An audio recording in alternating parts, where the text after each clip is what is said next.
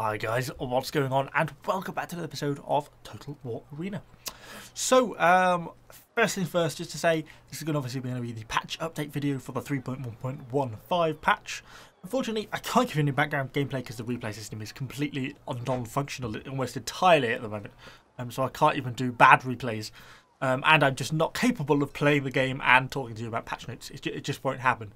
We'll end up running into walls left, right and centre and getting the patch notes wrong. So I'm just going to try and keep this as a really brief video, just looking over the very few changes that we've got coming in this patch, or have come in this patch. Because obviously the patch was released on Thursday, and this video probably won't be out till Sunday. Since I've been away all week, so I wasn't able to record before the patch notes came out, you see, because I didn't get them till after I was already gone, and I've not been at home to record, so that's kind of why we are here. But I thought we'll still make just a brief patch video retrospectively, and I'm already going on much longer than I wanted to because I wanted to keep this as a short video. So what's changing? Not a lot is changing in this patch. It basically all revolves around points and how points are going to be implemented in the game. So for example, currently there's kind of quite a lot of possible abuse of the point system. In things like, for example, Roman infantry could just go into Testudo and be indefinitely shot by enemy archers and just rack up tens of 10,000 points without that much difficulty, even though you hadn't contributed anything to the team. You just stood there and been shot in Testudo. You've not actually really done a lot. But you're getting a disproportionate amount of points for it, and things like that is what they're trying to change. So the first one they're going to be changing is capture points. So sort of currently in the game, what does it say? Yeah, so you get 3,000 capture points currently, don't you? If you got all your units in and capped out, probably if you capped out for yourself the whole time, you get the full 3,000. But the maximum amount of points you can get for a capture is 3,000, and that's being lowered to 2,000. And it's only going to be accrued over the duration that you're actually in there. So say if you walk into the cap circle, get 1,000 points, but then just before you're about to cap out, you walk out of the cap circle and then walk back in to try and, farm extra points, then you'll lose that first 1,000 points. They're not going to stay on. They're not a permanent. They're only there till you actually secure the capture and win the game.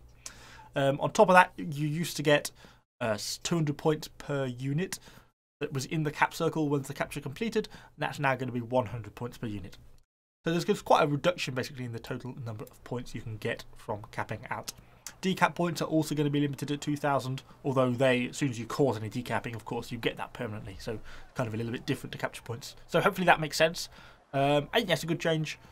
Just kind of limiting the amount of, 3,000 aggression points would be very hard. It's hard to achieve, or is a good game if you have that. And then it's very easy to get 3,000 capture points. So kind of a little bit imbalanced. So it's nice that they're sort of bringing that more in line. So also doing ones. Yeah, so morale buff points. There's lots of little small things. I'm just reading through the patch notes now at the side. The morale buff points, yes, so providing a morale buff to allied units is now going to be an increasingly positive. Gives you a little bit more points than you used to get before. Nothing massive, but just it's kind of starting to introduce support points to more of an extent, although we've got more on that in a minute. Yes, as I said at the start, the missile block points.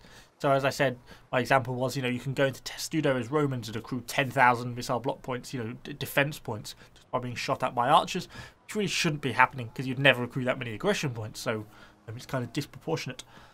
And the changes around that are basically going to be a fixed cap on the maximum amount of points you can earn from missile block. I think it's going to be a hard cap, a hard cap at 3,000, but a progressively decreasing increment rate from 1,500. So from 0 to 1,500 defense points will be like it is now, and then from 1,500 to 3,000 will take much longer.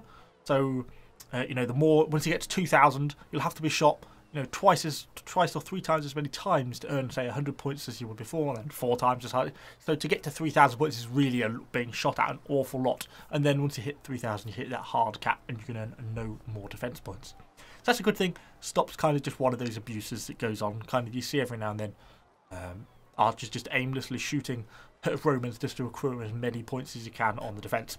So that's good. Spotting points, yeah, fixed. Just a fixed change from 100 to 50 points. So you don't get quite as many points for spotting now. Yeah, kind of makes sense, maybe. Maybe a little bit harsh, maybe 100 to 75 would have been fine, because early spotting in the game does have its uses. It is a nice little point earner for cavalry. But yeah, I kind of get that. Now the other one, probably my favourite change, is the points for fighting elephants. This is what I'm most pleased about. If you think now, fighting an elephant unit, even with anything bar javelins, is tough going. And when you do that, you can, work on all your units trying to kill just one elephant, and then for that you get, 500 points at most. And that's just really disappointing and discouraging, and they've basically massively ramped that up. They've given about a 70% increase in the amount of points available for fighting elephants. I think that's certainly a good thing. Elephants are hard to kill, and if you go to the effort of killing them, you should be properly rewarded from a points point of view. So definitely a step in the right direction. I'm pleased about that one. I think that's a good one. So then the other interesting one, which is only semi being implemented, is support points. So it's something that I think a lot of people have been agitating for to be implemented in the game properly for quite a while. I heartily agree. We should be having support points. So if you buff your allies' melee attack and weapon damage, then you're helping them to beat an enemy unit. Therefore, you should be slightly rewarded for that buff. For example, Hasdrubal can buff allied units. Gives a 40% melee defense, 40% melee attack. It's quite a buff. If I'm using that on an allied unit rather than myself, I'm contributing significantly to the game, and I could also debuff the enemy units so that they can't land damage on my allies. And that could really turn the tide of a fight. I mean, this debuff, particularly that 80% melee attack, means enemy units can barely land any damage at all. So that's really quite significant. But currently, I get no points for that. It's just classed as a worthless activity from the point of view of the point score. And that's what they're trying to change. So basically they've come up with a system which is going to now reward you for buffing your allies and for debuffing enemies. But since this is the first time they're implementing it, they're obviously nervous about opening it up to abuse, I think, by the sounds of it. So they've actually implemented it in the background, so you can't actually see it. You won't actually get any points currently for it, but in effect, it is, when you're using it, it's accruing up points silently in the background, and while you're not going to be rewarded for it now, that's allowing them to collect data as if it were running. So it is running, you just can't see that it's running in the background. And then I think once they've got sufficient data just to kind of balance that how they want it, they're then going to be implementing it. So support points are well on the way, they're just not quite here yet.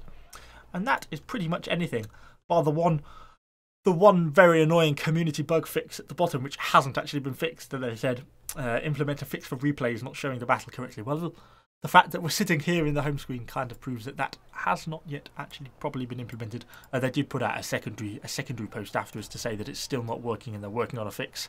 So fingers crossed, please fix the replays. I really want the replays back. That certainly made my life a lot easier, particularly for these patch videos. I mean, God, this has been a problem. If you're still here at this point, well done, because this is going to be a very boring video to watch because there's no background footage. But anyway, hopefully that just keeps you up to date with what's going on in the 3.1.15 patch if you haven't read the patch notes. Patch notes are available on the website if you want to read through the pages of detail and the actual specifics of it. But that's pretty much an overview of all the main changes. Let me know what you think in the comments down below about the changes. I'm particularly interested to hear about what you think about the support points. I know they're not in yet, but as about a feature to be introduced, I think most people will think it's a good thing. But if you don't, or even if you do, let me know what you think in the comments below. Subscribe to the channel for lots more Total War Arena content, and I shall see you all on the next video.